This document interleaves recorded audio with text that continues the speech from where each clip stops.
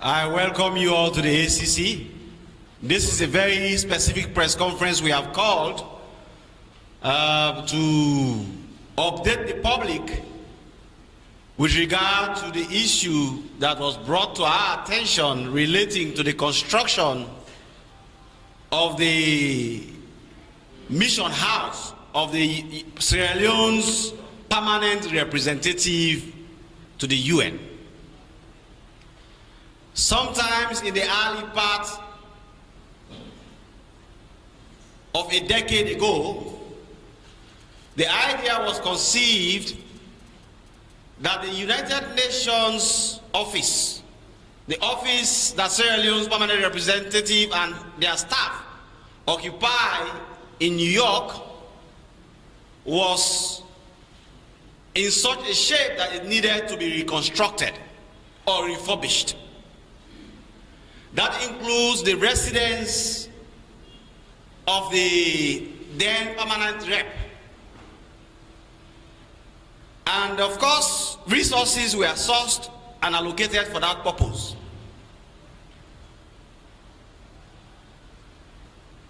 This was sometime around 2011. Initially, $2 million was identified, ring-fenced, and set aside in 2012 for that purpose. The money was received cash in Sierra Leone, $2 million United States dollars. There was a cabinet directive which said that that money should be sent to New York, that all of it should be used to do the renovation work. For some reason, which I will explain to you later, only $1 million of that money left Sierra Leone for New York. The contract for the renovation was prepared by a guy, a United States citizen called Jules Davis, through his lawyer, and it was signed in December 2016. So, from 2012, the $2 million was available. The contract for the renovation itself was signed in December 2016. The original contract for the renovation of the UN, the Sierra Leone Permanent Mission House in New York, was $2,560,000. That was the first contract. The contract price after addition of 2 floors was increased from $2,560,000 to $5,295,555. $2.5 million was initially agreed. It was the contract price. The contractor signed that will renovate. For some reason, somebody changed this and increased that amount to $5,295,000 plus. The additional to the original contract price is $2,725,555. That is above 100% of the original contract price. What was added is more than 100% of the original contract price of the renovation. So far, as at today, between 2012 and as we sit here today, in 2021, $4,669,549.45%, which represents 88.8% of the total contract sum, has been paid to the contractor. Despite the payment of 88.8% of the contract sum, we have sent a team to New York. The engineer who led the team from the Ministry of Works is here. Yes? Mr. Bokari there led the team to, is that only 47% of the agreed contractual work has been done. 47% of the contractual work has been done, but payment has been made that is almost 90% to the contractor. In addition, in the process, the place itself was for 4 floors. There was an addition again. Somebody decided that we should make it 6 floors. And then the additional 6th floor was added in the contract.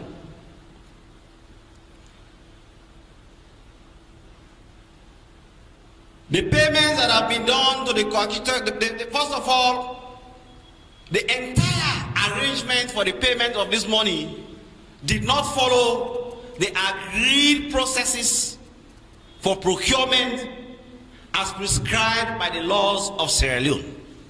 None. Not the recruitment of the contractor, not the process of procurement to ensure that value for money is secured. None of the payments that make up the 88.8% of the money that has been paid to the contractor followed even the terms of the contract itself that was signed. For example, before a payment is done, there has to be an approval by an architect who will look at work done and confirm that this percentage of work has been done and completed, therefore you can proceed to pay. At no time was that followed. There is a second $2 million which was allocated for this construction after 2018. Again, that $2 million was received in Sierra Leone. Some of it was sent to New York, and some of it fell into private hands. However, nearly 90% of it found its way to New York. But the balance, 10 to 20%, found its way into private hands. The good news about that is that we have gone after the private individuals and recovered $100,000 from them, which amounts to just over $1 billion in cash. The total that was not transferred of the $2 million that was received was about $138,000. We have recovered $100,000, and we are expecting to recover another $8,000 within the next few days. Now, the complainant in this matter, I must tell you, is the President of the Republic of Sierra Leone. He is so appalled by how these monies were handled, particularly under his own administration. People who he gave confidence into and appointed into positions, how they handled this money, that when he found out that the construction work itself has stopped, and some neighbors had started litigation against Sierra Leone, he was so appalled that he personally asked me to say, look into this matter, speedily investigate, let us know the fact, let the people of Sierra Leone understand what happened, and of course let us hold everybody accountable. At the time he made that complaint, he was not aware of the fact that there was already historical corrupt practices. I know when we talk about historical corrupt practices, people start thinking that we just feel like going into the past. As I have said, and I maintain, as we have said as a commission and we maintain, there are certain corruption investigations that cannot be truncated. If money came for the construction of a Sierra Leone permanent mission in New York, and the payment and the contract started in 2012, heading to 2016, and the first transfer in that regard happened in 2016, we will be a very irresponsible commission if we start the investigation from 2018 alone. It will be unprofessional. It will go against the standards of meaningful investigation. And that is why we are not bothered about the political conversations around this. We are professionals. We stick to the facts. And we go after what is the truth. So, the president complained. Many people were arrested. Many have been under investigation. As it stands, we have spoken to various people who occupied positions in political appointments since 2011 to date. We have spoken to technocrats, public servants, director generals, financial attaches, heads of chancelleries in respect of this investigation.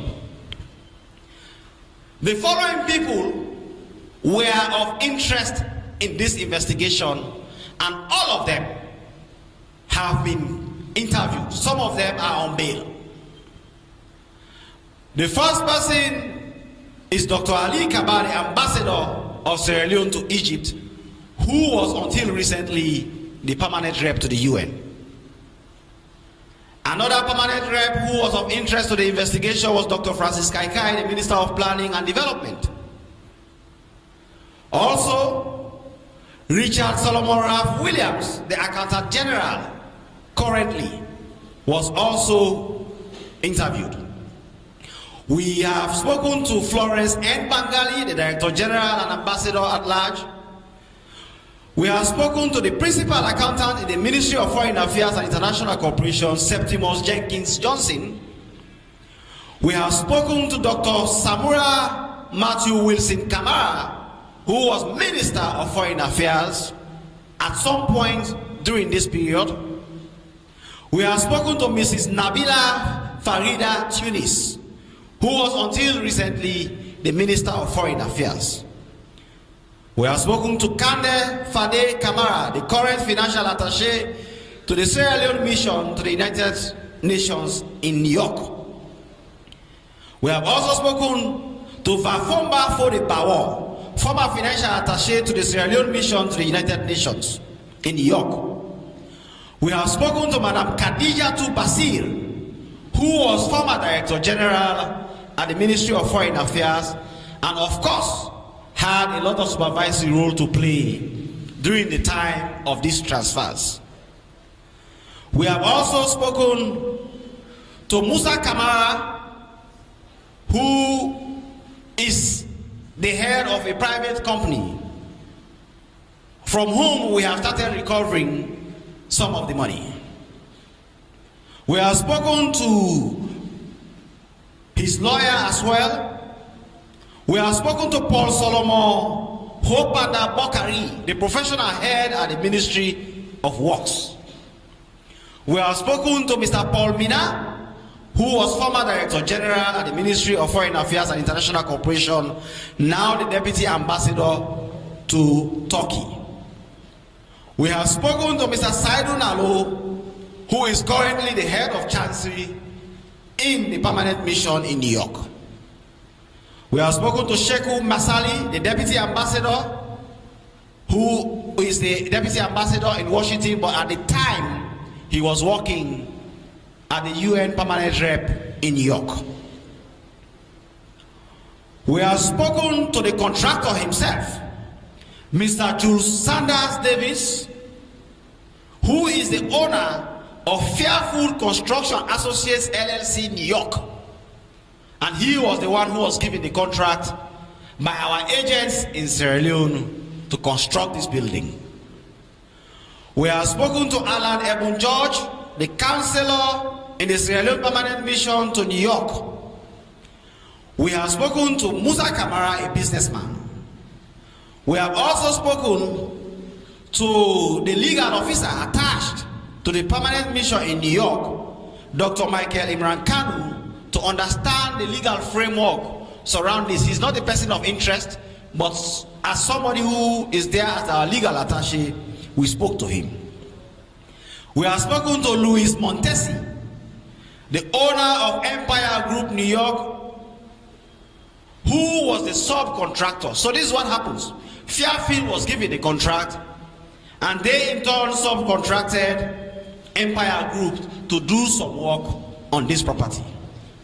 We have spoken to Mr. Idris Sumagiti Tijan, the acting head of Chancery to the Embassy of Sierra Leone in New York. We have spoken to Victoria M. Suleiman, the ambassador and deputy permanent rep political affairs for the Sierra Leone mission in New York. We have spoken to Iris Max McCarthy, the assistant secretary to the ambassador, and we have spoken to Unisa SCC, the former director general, the former director of admin and finance at the Ministry of Foreign Affairs. These are the people we have spoken to. As you can see, they represent political heads, technocrats and bureaucrats, covering a wide range of periods starting 2011 to 2021. Now, prior to 2016, it was agreed that the Sierra Leone Chancery Building in New York at 245 East 49th Street, New York, should be renovated, and a concept note was prepared and sent to the headquarters of the Ministry of Foreign Affairs and International Cooperation in Freetown. And that concept note was approved. The senior staff members in the mission in New York, including the then ambassador Mr. Vandi Mina, former councillor Sheikh Masali, former financial attaché Vafomba Fodebawo, Saidun Ali, secretary to the said procurement unit, formed a procurement unit to ensure that the procurement procedures were undertaken to have a contractor to undertake the renovation work, and that the said unit only met when procurement issues came up. That questions were received from newspapers in America for the advertisement to invite bidders to bid for the said Chancery Building renovation project, and that the highest bid was $18,000 from the New York Times, and the lowest was $1,155 from the Sunday Metro, and the said information was sent to Freetown for approval, but no response was received to go ahead with the advertisement of the said request in any of those newspapers. Since that did not materialize, an international competitive bidding document was prepared and sent to Freetown for it to be advertised on the websites of the Ministry of Finance, the Ministry of Information and Communications, Ministry of Foreign Affairs and International Cooperation, and the National Public Procurement Authority. But there is no evidence that the said document was advertised on any of the said websites. That another document requesting the said use of the sole source method of procurement to hire the service of an architect to develop architectural drawings was sent across to the Ministry of Foreign Affairs for approval. But there is no evidence that the said request was at any time approved by the National Public Procurement Authority or any authority who has responsibility to do so. That there is no evidence that any advertisement was done publicly in any form to invite bidders to bid for the said renovation project, and no bids were received by the mission in New York and at the Ministry of Foreign Affairs and International Cooperation, as well as respect of the said renovation of the Chancery Building. No bidding, nothing. That a cabinet conclusion dated 22nd 4th month of 2016 directed that the MDAs listed therein represent the government of Sierra Leone in negotiating with Fairfield Construction Associates Limited, owned by Jules Sanders Davis, in regard to the renovation of the Chancery Building. There is no evidence to show that such negotiation ever took place. That there is no evidence of any procurement processes leading to the selection of Fairfield Construction Associates Limited. That even where no procurement process was followed to select Fairfield Construction Associates Limited, a letter dated 7th month of 2017 was sent to Jules Sanders Davis for him to produce to the mission a valid business license, business registration, certificate, valid tax clearance, and record of his audited accounts for a period of 2 years. But there is no evidence that the requested documents are made available by Jules Sanders Davis. Jules Sanders Davis is the American contractor. That a contract agreement was signed by the government of Sierra Leone, represented by the then ambassador and permanent representative at the Califo de Suma, and Fairfield Construction Associates Limited, represented by Jules Sanders Davis, on the 9th December 2016. That Jules had no engineering license at the time of the signing of the said contract, thus was not qualified for the said contract. He did not have the license that could even qualify him to sign. That the project site was handed over to the contractor on the 6th day of January. Of $2 million had already been donated to Sierra Leone, and the said amount had been in the Consolidated Revenue Fund since 2012. That immediately after the signing of the contract, the sum of $1 million was remitted into the mission's building account at Citibank in New York, and the sum of $250,000 was disbursed to the contractor in December 2016. That as per Article 7(1)(a) and (b) of the contract, all payments to the contractor should be made after the contractor, an accredited architect and an engineer had visited the work site, verified work so far done, and a certificate of certified work done prepared and signed by the architect. That was the agreement. Let's forget procurement. Let's forget any other conversation. Even the agreement they signed, let's assume that that is where the relationship should start. Before payment is done, there has to be a certification by an accredited architect, an engineer who has visited the work site, verified work far done, and a certificate of work done prepared and signed by the architect before payments can be done.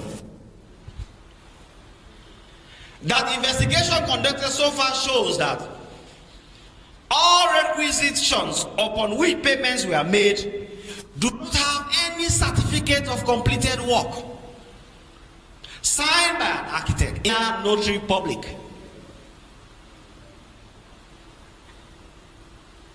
That in spite of such material defect, the heads of chancery in the persons of Messrs. Alusain Sise, Mr. Alusain Sise has passed away. He died some time ago, but he was the head of chancery at the time this contract was signed. So Mr. Alusain Sise, now deceased, and Mr. Saidu Nalo, who is still alive, and the financial attaché in the person of Mr. Asvafoba Fode Bawo and Dr. Kande Fode Basil Kamara went ahead and made a total payment of $4,669,549.45, which represents 88% of the total contract sum to the contractor, without reference to Article 7.1(a) and (b) that I have cited above, which requires certification of progress done before payments are done. That inspection and assessment done on the building at 245 East 49th Street, New York, by a team of investigators from the Anti-Corruption Commission. We sent a team of investigators led by the coordinator of operations, Mr. Kaifala Amara, and two other senior investigators of the ACC, who also went with a staff from the Ministry of Works. They have gone and checked, and the engineer who is here to answer any questions you may have in that regard has prepared a report for us which shows that only 47% of the work, as per the scope of work on the contract, that includes any additions, extensions, and increment to 2 more floors that were agreed. Only 47% has been done. Yet 88.8% of the payment has been done to the contractor. That in addition to the original contract, 3 change orders, including the addition of 2 more floors, the 5th and 6th floors, were approved. That we are not fully supported by evidence such as timesheets of actual days worked with the duration of payment delays specified, the detailed background of overhead and profit losses, the cost of work rescheduling were instituted, and without following proper procurement processes. All these things, they are rules. In fact, there is a rule which says that you cannot increase work in public work without approval that exceeds, is it 25%? You cannot, 25%. The moment you do that without following proper approvals, you have committed a crime. Here we have over 100% increment with no approval. That a total sum of $2,735,555 was added to the original contract sum, amounting to a total of $5,295,555. That every little has been done in regard to the additional 2 floors. Very little has been done with regard to the additional 2 floors. The steel cage for the 5th floor and nothing for the 6th floor. That is why the neighbors are suing us, because they opened up the top floor to say we are adding 2 floors and they left it open. In winter, snow came and the place was full with snow. By the time summer came, the snow and everything melted and there was a lot of water. That water started seeping through the walls and going into the neighbors' houses. It is the neighbors who are now suing us.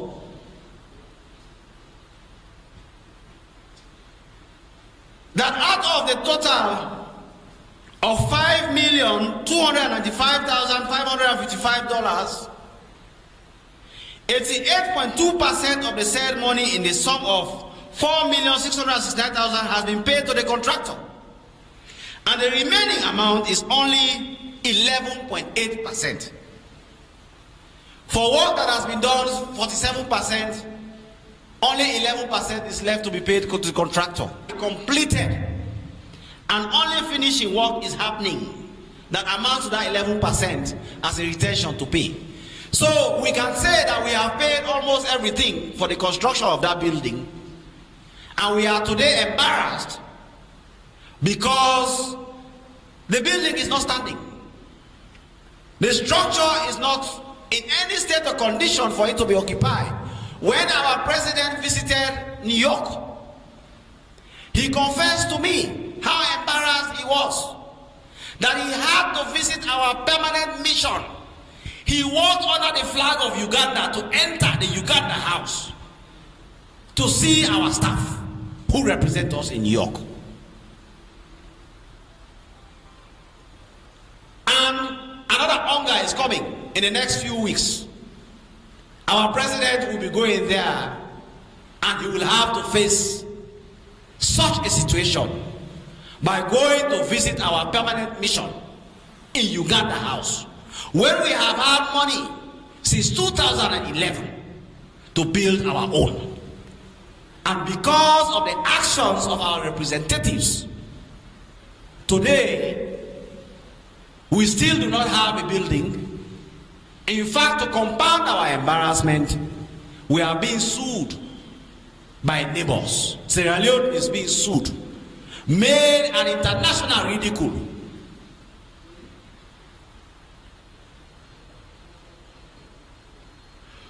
Jules Sanders Davis, the president of Fairfield Construction Associates Limited, merely acted as a middleman in the implementation of the contract. He signed for and received all payments from the mission and hired various subcontractors. So he himself, he did not even have an engineering license. He wasn't qualified to do what he was supposed to do. He now went and hired middlemen to do the job without any input, and he does not have any base office for his company or qualified staff of his own to perform any aspect of the construction work. This man does not even have his company is himself and his wife. He and his wife are the company. So he did not even have the capacity to do what he contracted for. That he hired Global Empire Group New York, represented by David Louis Montesi, in January 2019 to continue general construction of work in all required trades as directed by Fairfield Construction LLC. And he paid him only $1,800 out of an agreed contract price of $2,106,000 for all of the work that the Global Empire Group is to do.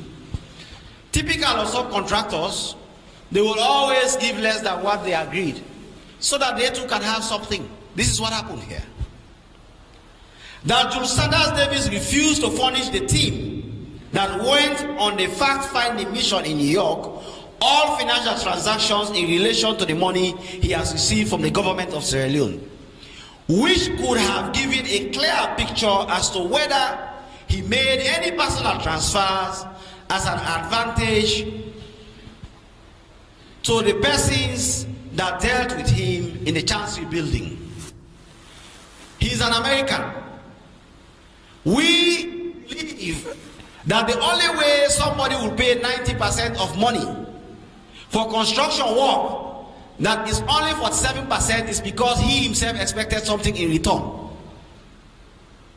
And we believe strongly that this could have been the product of kickbacks.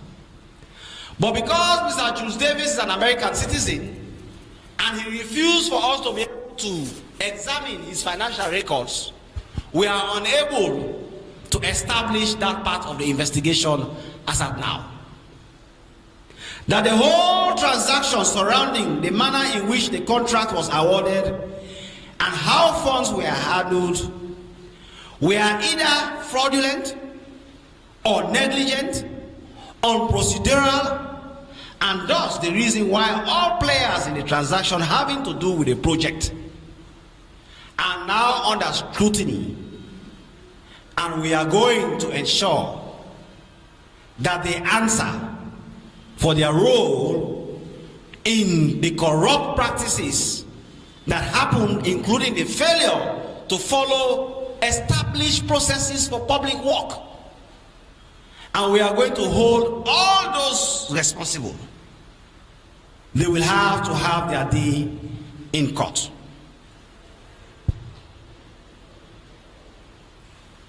In the meantime, we have not been able to speak to Adikali Fode-Suma, who was the permanent rep in New York at the time the contract was signed. He signed the contract. It behoves Mr. Fode-Suma to make a statement to explain to the ACC his own role in all of this. That is the only way we can be able to understand from his perspective what happened as head of mission at the time. If we do not speak to him within the next 5 days, he is likely to be charged along with all other persons who are going to be charged for their role in this action. So if Mr. Suma or anyone knows him, get to him to reach us at the ACC and make a statement. We can charge people in absentia, so we do not have to wait for him. Our evidence already shows that all of them failed to follow processes, and we can hold them accountable for it. But we want to be fair to him. He can reach us at any time, and he will have an opportunity to explain his own side of the story. So, distinguished ladies and gentlemen, members of the press, people of Sierra Leone, this is what we have in respect of what happened with the UN building. As I speak with you, our investigation is merely tying the knots. We already have our answers. And various people There is already a draft indictment of various people who had a role to play in this. We are still trying with the lawyers to see what the role of other people were so as to determine culpability and charges. But one thing is sure. Those responsible for embarrassing Sierra Leone are going to have their day in court. And we at the Anti-Corruption Commission are going to do our very best to make sure that they are held responsible for their actions. Because, as you all know, we have a duty to this country to break away from the old ways. But the only way we can break away from the old ways is to hold ourselves responsible for our actions. And this is exactly what we are going to do. Mr. Chairman, I thank you very much.